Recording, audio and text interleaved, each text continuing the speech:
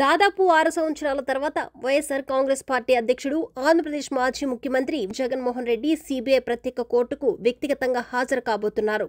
2020 జనవరి 10 తర్వాత జగన్ తొలిసారి కోర్టుకి హాజరు కావడం విశేషం. జగన్ ఉదయం 9 గంటలకు తాడేపల్లి నివాసం నుంచి బయలుదేరి గన్నవరం ఎయిర్పోర్ట్ నుంచి బేగంపేట ఎయిర్పోర్ట్కు చేరుకుంటారు. అనంతరం ఉదయం 11:30 నాంపల్లి సీబీఐ ప్రత్యేక కోర్టుకు చేరుకుంటారు. షెడ్యూల్ ప్రకారం మధ్యాహ్నం 12:30 కోర్టు నుంచి బయటికి వచ్చే అవకాశం ఉంది.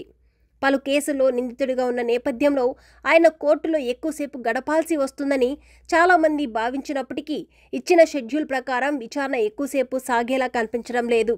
అయితే నవంబర్ 6న వ్యక్తిగత హాజరుకు మినహాయింపు కోరుతూ జగన్ పిటిషన్ దాఖలు చేశారు. తన ప్రత్యక్ష హాజరు ప్రభుత్వ యంత్రాంగానికి భారం అవుతుందని వర్చువల్గా విచారణకు హాజరయ్యే అవకాశం ఇవ్వాలని కోరారు. సీబీఐ కోర్టులో కౌంటర్ పిటిషన్ దాఖలు చేసింది. జగన్ హాజరు తప్పనిసరి అని స్పష్టం చేసింది.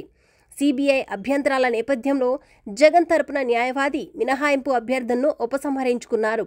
దీంతో కోర్టుకి ఆయన హాజరుకి నవంబర్ 21 వరకు గడువు ఇచ్చింది. ఇటీవల యూరప్ పర్యటన ముగించుకొని వచ్చిన తర్వాత వ్యక్తిగతంగా కోర్టుకు హాజరయ్యేందుకు జగన్ ఒప్పుకున్న విషయాన్ని కూడా కోర్టు గుర్తు చేసుకుంది. ఈ నేపథ్యంలో జరగబోయే విచారణ పెండింగ్లో ఉన్న కేసులకు కీలక దశ కావచ్చని రాజకీయ వర్గాలు భావిస్తున్నాయి. ఇదిలా ఉండగా కోర్టు విచారణ అనంతరం జగన్ నేరుగా బెంగళూరులోని యలహంక నివాసానికి చేరుకుంటారు. ఆయన కోర్టు హాజరు తర్వాత రాజకీయ పరిణామాలు ఎలా మారతాయి అన్న దానిపై కూడా వైఎస్ఆర్ కాంగ్రెస్ శ్రేణులు ఆసక్తిగా ఎదురుచూస్తున్నారు.